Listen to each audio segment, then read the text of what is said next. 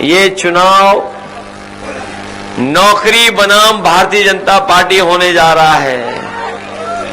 नौकरी तेजस्वी देने जा रहे हैं। और साथियों को याद होगा, इस बिहार में जब सरकार बनी थी, तेजस्वी उप मुख्यमंत्री बने थे, उन्हें पूरी ताकत नहीं मिली थी। उप मुख्यमंत्री होते हुए भी सरकार को चलाते हुए बड़े पैमाने पर नौजवानों को नौकरी देने का काम शुरू किया था। और ऐसा काम किया, न केवल बिहार में लोगों के बीच बात पहुंच गई, बल्कि पूरे देश में ये बात चली गई कि तेजस्वी बिहार में नौकरी दे रहे हैं।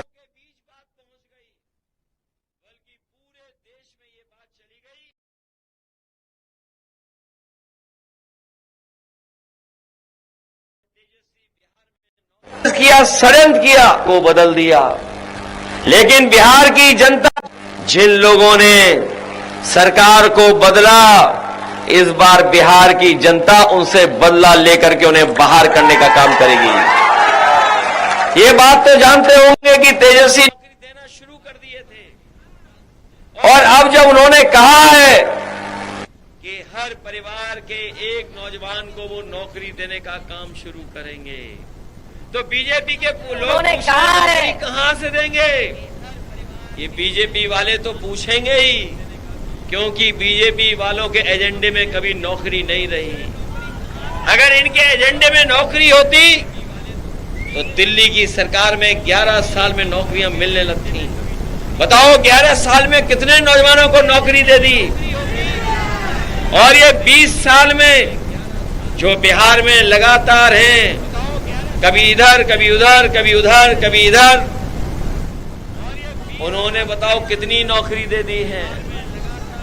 ये कभी कभी हमारे पत्रकार साथी कहते हैं 20 साल का राज्य का चुनाव है, 20 साल के हिसाब किताब का चुनाव है। नहीं साथियों, 20 साल यहां की सरकार और लगभग 11 साल दिल्ली की सरकार, कुल मिलाकर के 30 साल का हिसाब किताब इन्हें देना है। उसका चुनाव होने जा रहा है, 30 साल का हिसाब किताब। और अब सुनने में